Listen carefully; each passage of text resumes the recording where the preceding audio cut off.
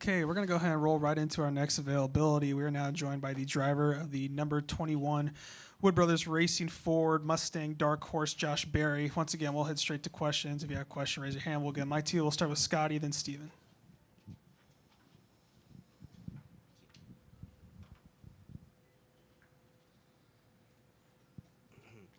Sky Sprinkle Race Face Digital. Josh, you did the pro race last night, did pretty good.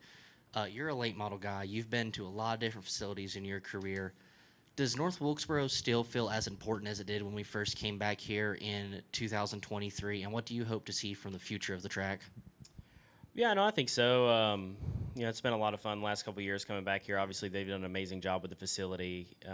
It's really probably one of the, if not the nicest short track in this area now, right? At least that you can take late model cars and race at. So, super good job with them. It's been fun. I think really all I'm looking forward is just to, as the track ages some and hopefully continues to widen out and kind of creates more grooves and hopefully just races better. You're under a pretty special paint scheme for the Wood Brothers this weekend. Do you take the good run from last night? Does that momentum help you at all going into this weekend, even though they're completely different cars? And how do you feel about your chances to, win the race in the same paint scheme? I don't think I take a lot of momentum necessarily from last night, but I think we have a lot of momentum from how we've been running. Obviously, a couple missed opportunities here or there, but we've been really fast, and that's what it takes to win these races, right? So just got to work on the execution things a little bit better. That starts today. And if we can do that, I feel like there's no reason why we can't contend for this thing. Steven X. Steven Toronto, CBS Sports. Josh, a lot has been made about the fact that we're running the Martinsville tire here this weekend. First off, what impact do you think that's going to have on the racing product or whether the groove winds out here? And then also, just from having run the Pro Lights last night and having run on Hoosiers, how similar does the Martinsville tire feel from a standard short track tire that you're used to? It's hard to say. I think, hopefully the Martinsville tire, has more fall off, right? I mean, that's really what we're after. It's going to be hard to say if really that's the case. I thought, obviously we're racing at nighttime, cooler track temps are going to help tire wear, so. But hopefully, like I said, I really don't know what to expect. I don't think it really compares much to last night. I mean, racing those cars at a place like this, they tend to bring harder tires than what you would run at the average short track just because of the speed. So it's not really a direct comparison. But like I said, hopefully the Martinsville tire adds a little bit of fall off to it and creates some more strategy. It's been a year now since this track was repaved, and obviously that means that this track the asphalt hasn't a year of age on it now. Caden was saying that the track still has a lot of grip. Is that what you found as well, or are you starting to feel a little bit more of what it was like here 2 years ago when this track had, 40 years of age on it and a lot of fall off? Yeah, it's still got a lot of grip. I think it came in quicker. You tend to see with repaves, with no rubber down, they can be really kind of sketchy the first couple laps until some rubber gets put down. But it seemed like that was a little better. So I think it'll be pretty normal. But, yeah, I don't think the surface has changed a whole lot. Thanks, Josh. We're going to stay up front here. We're going to go to next Shane, then Dustin, and then Matt. What's going on, Josh? So when you have the Coca-Cola 600 coming up next week, for a driver, how much of a race is it that obviously you guys want to win? It's the kind of race that means a lot. It's a crown jewel race. But what is it that makes the Coca-Cola 600 such a competitive race? Yeah, I mean, it's just, it's the longest race in our sport, obviously. That opens a lot of opportunities for comers and goers, and you obviously have to have a good balance to start the race, but then it cools off. You got to stay up with the track, and it's just a grind. Like I said, for us, I'm really excited to get there with the speed we've had on the intermediates. I finished 10th there last year.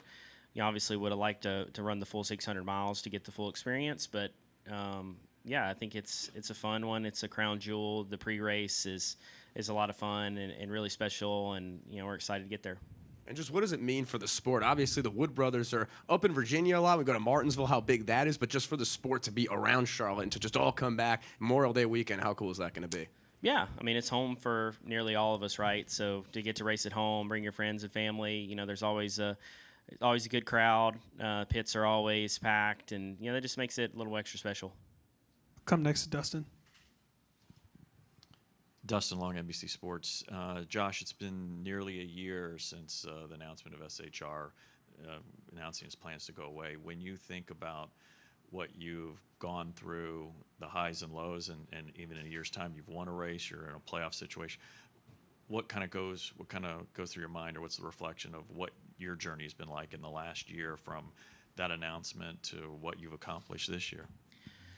Yeah, I mean, it's been a lot happened in 12 months, right, from that point. The biggest thing is I'm just really thankful for this opportunity that I've been in with the 21 team, and it's been such a great fit for all of us, right? And whenever you go through that transition, you wonder how it's gonna work and how it's gonna be. And last year was hard, right? Like, we went through this stretch kind of through the summer, had some good runs, showed some potential. There's races where we were in contention. And then towards the end, it got super hard, right? Like, just to be competitive. And then you kind of leave your season wondering, how good you are at this stuff, right? And to come into the 21 team and put in the work we did in the off season, just getting to know each other and come out with the speed like we've had. I mean, it's been a big deal. So, I mean, just super proud of that. Thankful for that. Thankful for the opportunity to go drive for them. I mean, it's been a lot of fun this season. It's just crazy how quickly things can change, I guess. Well, when you look at it, you have a win.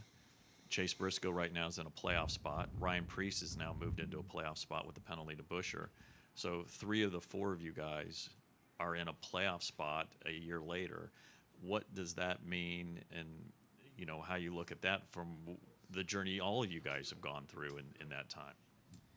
Yeah, I mean, man, it's hard to say, right? Like, obviously we're faster, right? Like, that's, and I don't know why. I mean, because obviously there was tons of amazing people there. I don't really know why that it's been so different, but I mean, we're just more competitive. And I think last year a lot of people looked at us as underperforming, and now we're overperforming, right? Like, just changed like that, right? Like, I mean, just the perception has changed completely. So, yeah, I don't know. I mean, like I said, I think we've all fallen into really good positions, great teams, and I'm thankful for that. And thankfully, we all did enough last year to find those opportunities and come out on the other side of it. We'll go to Matt, and then to Mark, and then Chase. Matt Weaver, the Sporting News. With the late model stock race being on FS1 tonight, as the winningest driver in that series and a guy that knows that story well, one, how much pride do you take in contributing to the series to get to that level? But if you were to pitch to Cup Series fans for why they should watch tonight, what would that message be? Yeah, I mean, obviously it's really cool to get them on FS1. I mean, the biggest thing to me is just the racing's good, right? Like, and hopefully tonight puts on a good show, but they go to tons of different tracks around here that put on really good racing. So, I mean, really the biggest thing is I just hope that, it draws a good audience and gets people excited about it where they can do it more often. I'll be honest. Like, I watch ARCA races and they're horrible, right? Like, Cars Torque puts a way better product on to be on TV and they deserve a spot like that. So, I think hopefully tonight they do that. Hopefully it don't get too crazy. Everybody getting wild on television. Hopefully we can get the races started and everything and stay on time. But, yeah, I'm excited to see how it does. I mean, I think it's a great product. The series is obviously really competitive. I mean, it's more competitive than ever, way more competitive than even when I was a part of it. So, I mean, it's a lot of positives for that deal. And like I said, hopefully tonight they knock it out of the ballpark. No mischiefs. As a guy that's grown up watching the Cup Series, watching the All-Star race, understanding the history of that event, we're not doing the run what you brung thing this year. We're not doing the option tire. Outside of the Marcus caution, there's no real, like, quote-unquote gimmick. What do you think the identity of this race should be moving forward? Is there some things you want to see tried? What do you think this race should be? Yeah, I mean, I don't know. I would have, I think most of us would have liked to seen something to change it up a little bit. Obviously, I think the run what you brung deal was like way far out of expectation. I think it was too far out, right? Like, but I'm sure teams would have been interested in doing some sort of change to just see what happens. I mean, I feel like they've done that in years past to get a data point for how to improve the racing, right? So. You know, I don't know. Obviously, it was on their radar if they were considering to do that type of race. It was on their radar to do something different, but I guess, you know, maybe the timetable just didn't work out or whatever to get it all figured out. But I mean, I think this race, you know, should be an opportunity for us to maybe, you know, try things that under a race setting, you know, whether that's, you know, whatever that is, whether it's tires or aero or horsepower or anything along those lines, just to, you know, see if we can help the product really. And I mean, because we're all still going to be just as competitive and race just as hard, and all the teams are going to work just as hard. I mean, there's $1 million on the line. It's not like it's going to change anything, right? Just see if, you know, something sticks, I guess. Mark next. Mark Garrow, PRN. Josh, since you won, some of the finishes have been pretty ugly, but you've run well. And, you know, Texas, great example, right? You're leading the race when you have your problem. What's the frustration level? Is it different from, or how different is it from we're having terrible finishes because we just can't get it going, to the frustration of having a good car, being able to run up front and not get the finishes?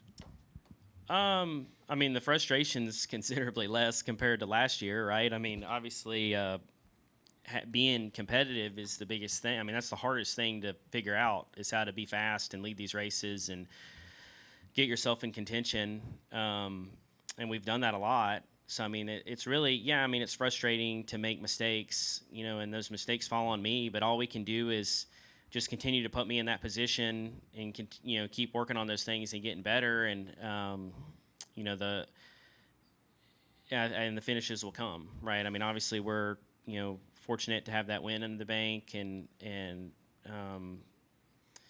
like I said, I mean, really, I'm not very frustrated with how it's been going, right? I mean, to be leading at the race at Texas, I mean, we see that, you know, you hit that bump and I wrecked, right? I mean, but it was a learning thing to learn what we need to do better next time. And obviously last week had a great car. I mean, last week stings more because I think we had a chance at that one if I didn't speed on pit road. So that one stung a little bit more. But all in all, our whole team's doing a great job, and our cars are fast, and we just got to do the little things a little bit better, and we'll be up there. With Chris Buescher's penalty, you moved to 16th in the points. I had a driver tell me a year or two ago that was outside the points, but had won. It was important that he, with the 16 playoff spots, he was one of the 16 with a win in the driver standings at the end of the regular season. Is that important to you? Yeah, I mean, obviously, you know, the points are, you know, it's a different system than what we had in years past, but obviously it's still a way to rank your season, right? So I mean, we want to be up there as high as we can and be more consistent and be in there. And I mean, that's the way you take the next step into being a championship contender or championship favorite, right? Is the consistency, the speed and the consistency. So if we're able to keep clawing up the standings, I think that's another sign that we're, you know, continuing to progress, and, you know, we're going to try to do the best we can each and every week and score as many points as we can. Have any other questions for Josh today? Awesome. Well, thanks for taking time with us, and good luck this weekend.